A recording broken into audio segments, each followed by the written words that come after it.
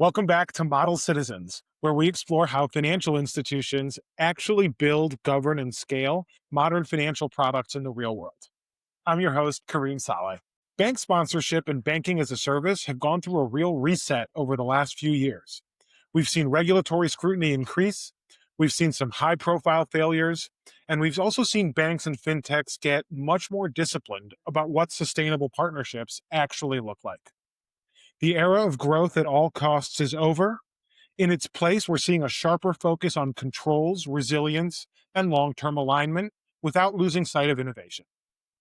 Today, I'm joined by Simon Darchis, SVP and Head of FinTech Products and Strategic Initiatives at FinWise Bank, one of the most experienced sponsor banks in the ecosystem. We're going to talk about the current state of bank sponsorship, how lending, AI, and payments are evolving, and where the next phase of the BaaS ecosystem is headed. Simon, welcome to the show. Thank you. It's nice to be here. Let's start big picture.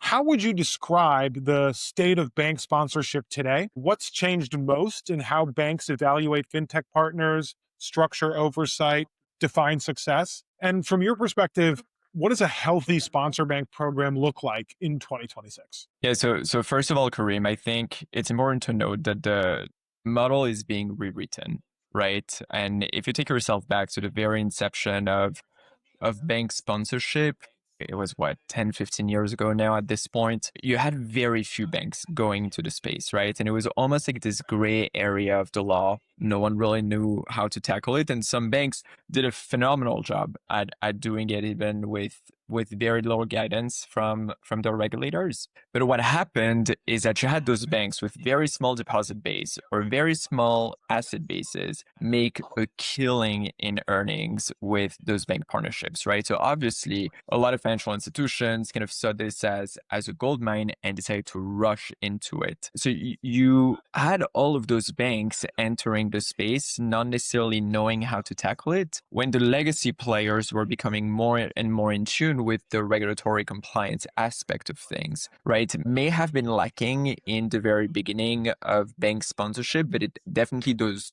legacy banks have caught up or had caught up. Then you have all those newcomers come into play and a lot of regulatory criticism, right? A lot of those banks had missed the mark on how to conduct, a bank sponsorship in a very safe and sound manner.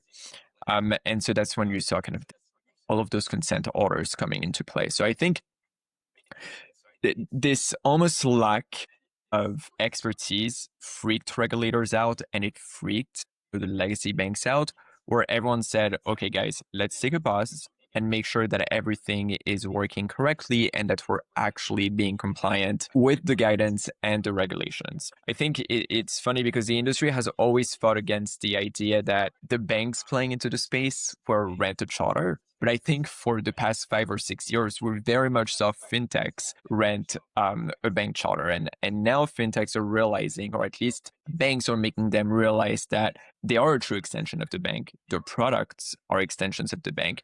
And so they almost have to behave like a bank, right? And I think that's a good segue into your second question, which was, how do you make sure you're successful at a bank partnership nowadays? You definitely need to have the right product, right? I think long gone are the days where you could somewhat skate by with a half-baked product and you would find a bank that would take you in. Because you had this consolidation of banks playing into the space, again, because of the consent orders and some of the financial institutions getting a little bit freaked out, there's just less spots for the fintechs to take, right? I mean, banks have finite resources like any other businesses. So everyone is becoming a little bit more picky on the business side of things. And you also want to make sure as a bank that you're going to engage into a partnership that actually serve a need, right? I think with every industry that is fairly new and that is growing through this maturity, you have a lot of companies that may have a cool product on paper, but it actually doesn't have an addressable market or doesn't have a product that truly fulfills a need.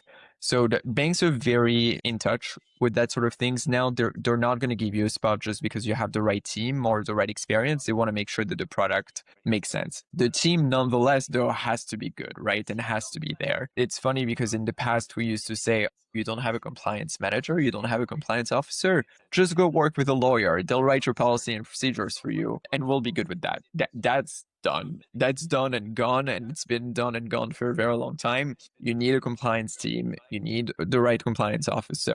You need to make sure that you have your controls and your internal audits kind of in check and in line. So that's how the industry has shifted. It's nice to see.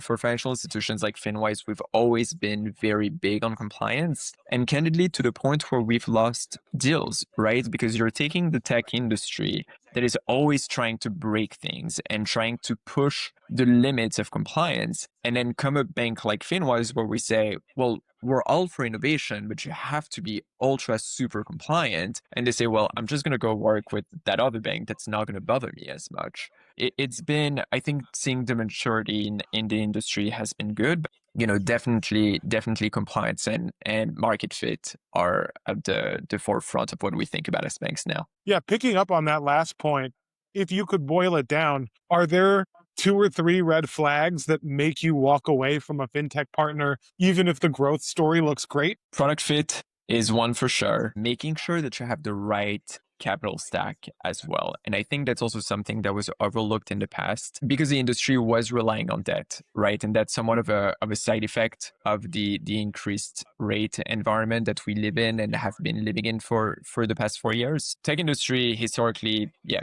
running on debt, didn't care so much about having the right capital stack. That is very different now. We look for players that are going to be alive in the long term, right? We as banks face a risk that if a fintech goes away, we're not going to be able to serve those customers. So we need to make sure that the fintechs that we're working with are going to stay in market for a very long time. And then the last thing, of course, in terms of red flag is not having the right compliance staff or not having the right compliance experience. We need to make sure, again, as I said, that those fintechs understand that they're very much an expansion of the bank. We're going to audit them as banks, and our regulators are not going to make a distinction between the fintech and the bank. We're all held accountable the same way. So those are things that we very much look at as part of the initial due diligence nowadays. Let's shift gears and talk about the subject that seems to be on everybody's mind, which is artificial intelligence.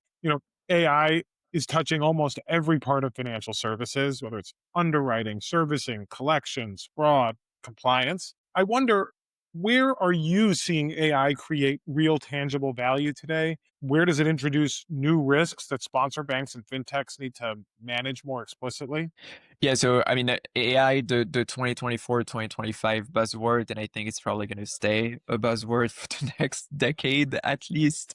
But look, AI has been good, right? And I think what's again important to note is that AI is not new.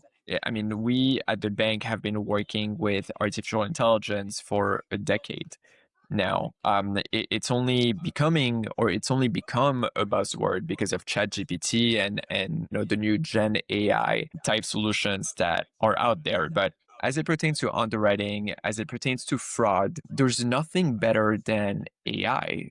It's processing so much data and so fast that a human cannot keep up. And if you think of marketplace lending is this whole idea that you're going to be able to get a loan online. It may be to finance goods and services, or it may be to get a personal loan that's going to hit your bank account. Those decisions have to be made in minutes, if not seconds, right? And we see more and more that customers are demanding faster and faster decisions on their applications. Underwriting using AI kind of solves for that issue. And of course, you could say, well, you can use a decision tree. Absolutely. But depending on the complexity of the decision tree, it may not be as fast, right? Your latency may be a lot longer. And the other side to this is that as it pertains to some very specific segments of customers, right? The ones that have thin credit files or that are subprime or that have gone through bankruptcy 5 years ago, but they somewhat are in a better financial situation. FICO and all of the traditional credit score metrics are not going to help us make a good assessment of those customers. So you want to look at as many factors as possible, sometimes in the hundreds, sometimes in the thousands of factors. And artificial intelligence helps you create such complex models that use so many data sources and so many data points. And so underwriting, for sure, artificial intelligence is extremely helpful. as it pertains to fraud, it's almost the same idea. It's this idea that fraud decisions have to be made actually in milliseconds, right? Because you want to get the fraud or you want to get ahead of the fraud prior to a transaction being consumed. Well, if you're using a card, you're not going to keep your customer for 10 minutes at the point of sale waiting for an approval or a decline. You need to make the decision extremely quickly. So AI can be seen very much through all the fabrics of the financial sector industry at this point. And that's not even to mention, AI being used for automated compliance checks and automated almost audits, right? Or continuous control testing that we're seeing more and more in the financial sector, but also across various industries. Where AI is very hard to work with in an industry that is as regulated as the banking industry is that our regulators expect us to understand what we're using like the back of our hand. So there's no place for, oh, well, this is a vendor's proprietary solution. They use AI. I'm not really sure how it works, but it just does, right? The results that I'm getting are good. That doesn't fly, especially as it pertains to underwriting, especially as it pertains to fraud. There is now an expectation from regulators that we can explain those models almost as well as the people that have created it. And that creates a very big problem for banks because we're not in a position to hire, or at least most banks in the country, right, are not in a position to hire the PhD AI ML engineers just so that they help the business understand how the AI that you're using but that you haven't built is working. It's almost very counterintuitive, right? But those vendors are not subject to FDIC oversight or CC oversight or whoever. So it's really incumbent on us to explain to our regulators and educate our regulators on the AI solutions that we're using. So that is almost an area that I'm hoping we'll see a little bit more guidance on from the head people at those regulatory agencies, because we're getting, as I said, we're getting into a place where AI is touching everything, has permeated every fabric of the industry, but now we're getting pushback. It's not really pushback on use, but it's this demand of explanation, but yet we're also getting that demand to use it. So it's hard to deal with, but we'll figure it out, I'm sure, as the entire industry. I mean, that raises an interesting question, which is,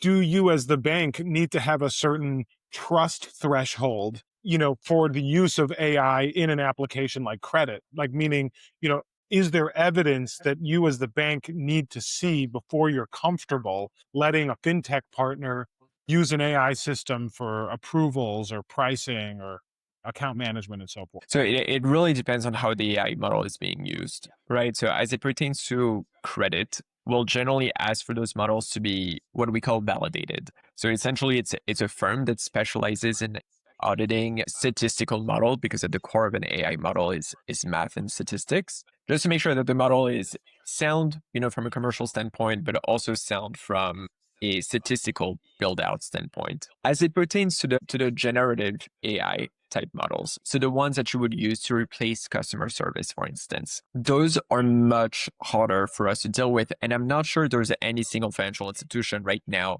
that has figured out how to use those models, purely because you're being held responsible for anything that the AI is going to put out. Right. So if the AI decides to go rogue and misguides a customer, well, that's potentially a regulatory violation. And I don't think anyone has really figured out how to maintain the right oversight of that kind of solution. So right now, most people are staying away from it, especially because it's a little fun fact, maybe a little fun fact tidbit. We see that with generative AI models, if they go unsupervised for a little bit too long, they turn evil. We don't know why. It's a paradox of artificial intelligence, but that kind of highlights, that need for that constant oversight to the point where it may not be worth it to use it in the first place. Let's shift gears and talk about payments. Payments, in a way, has had its own version of the sponsorship story. There was a wave of growth, then a reset as fraud losses and dispute volumes and operational gaps caught up with some programs. Now there's a renewed focus on resilience, controls, monitoring, operational maturity. You launched a payments hub last year, and you're growing the BIN sponsorship side of your business.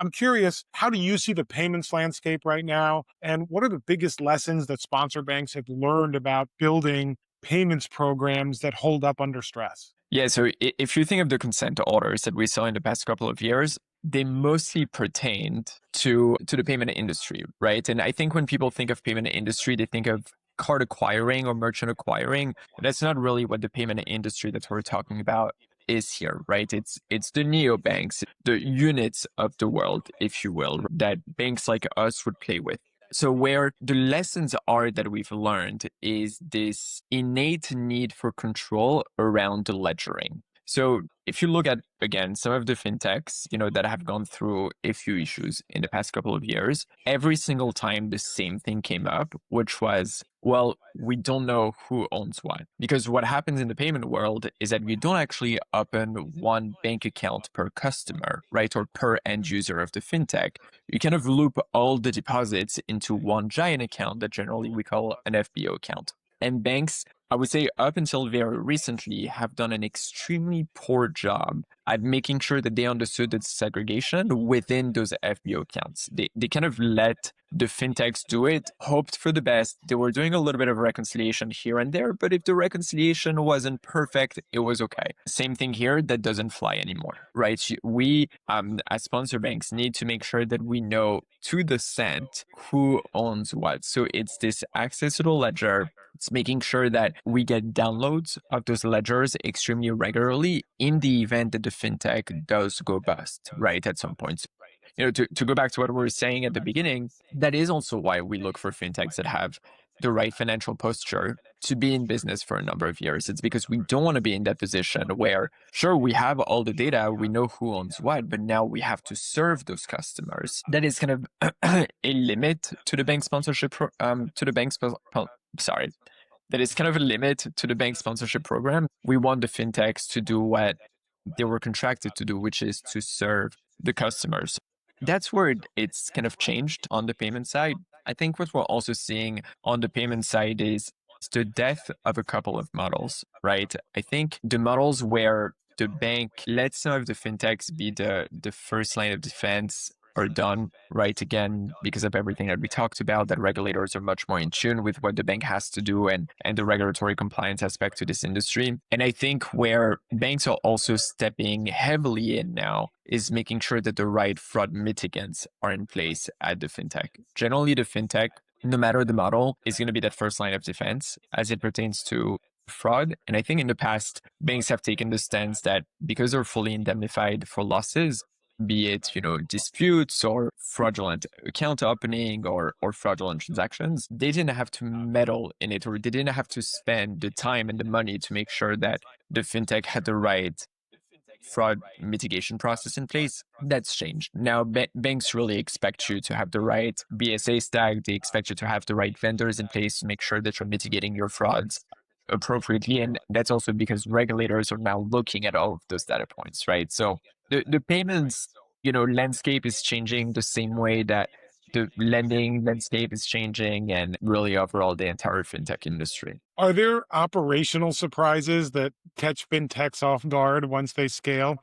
Things that they didn't budget for and before they become until they become a real problem? I think it's really the same, regardless of whether we're dealing with payments or lending or BIN. It's the compliance expenditures, right? I think most fintechs go into this thinking that it's only going to be personnel costs, and so they budget for a couple of people, 3 people. They're not thinking of the audits that they're going to have to do, right? Like the compliance audits and the BSA audits.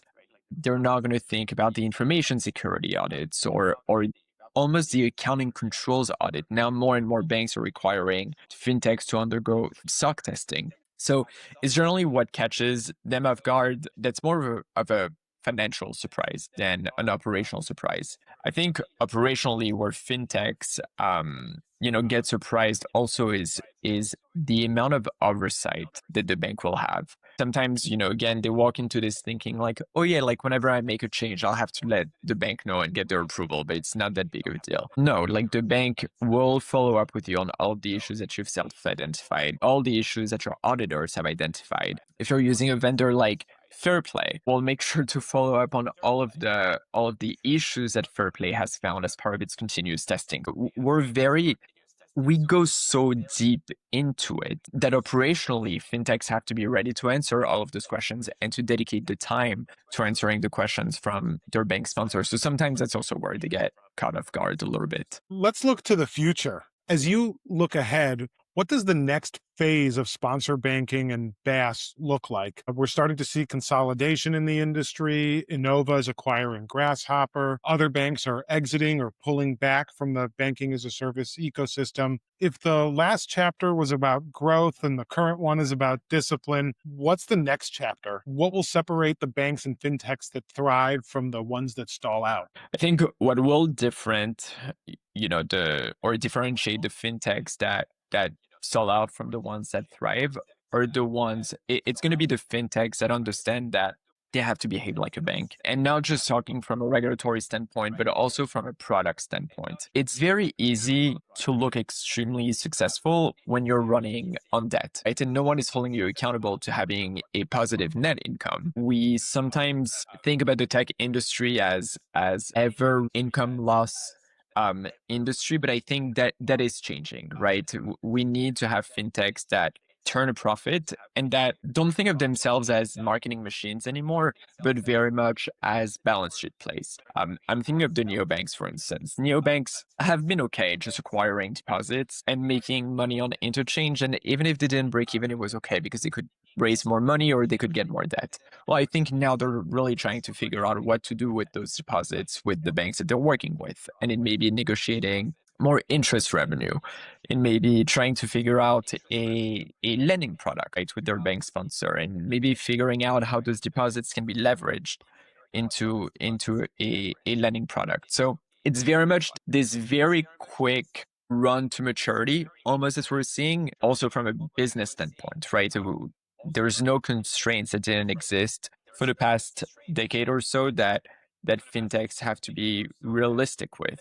And I think it's the same thing on the bank side, right? I think on the bank side, it's definitely going to be the ones that took compliance seriously from the get-go, that don't have consent orders or are very unlikely to get a consent order that will end up being the ones that thrive. What will be very interesting for me to see is that there's consolidation happening in the industry. That's sorry, Kareem, my voice keeps breaking. Give me a second. I'm just gonna cough. So there's for sure going to be some consolidation happening across the industry. We're seeing it across banks. I think we're going to see it across fintechs, but also think we'll see fintechs start acquiring bank or at least get de novo banking charters so that they rely a little less on banks. And that's what will be interesting for bank sponsors. Will bank sponsors just become an incubator for fintechs until they're ready to get their bank charter? Will that model go away entirely? And if so, then banks are going to have to figure out how to become a fintech themselves. So I think that maturity that's happening, from a business standpoint on the fintech side will definitely have some ripple effect on the bank side. And it will be interesting to see how the bank sponsors business strategy is changing as this consolidation and de novo charters are happening. So as you kind of fast forward 24 months, do you think there'll be like a new minimum standard to be considered, sponsor ready by a bank as a fintech? I think that bar to be considered successful is going to keep increasing.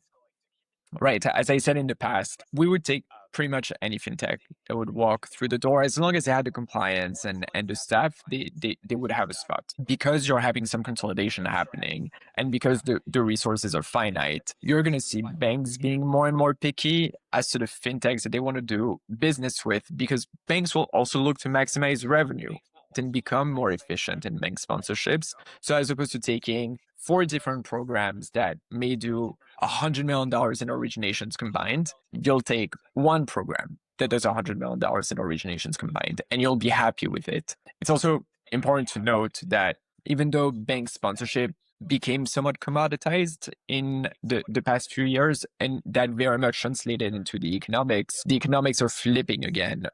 They're at the advantage of the bank. So everyone can be a little bit more picky. The banks particularly can be a little bit more picky. And I think we'll see banks favor extremely successful businesses going forward. So that's what I think is going to happen in the next 24, 36 months. Let me ask you a closing question, which is, Do you have any advice for founders? Imagine you were talking to a fintech founder who's about to enter the bank sponsorship game for the first time. What's the best advice you'd give them to build a partnership that actually lasts? Not just through onboarding, but through the audits, the growth, and the inevitable moments when things go wrong. Please understand that the bank is not saying no just to say no, right?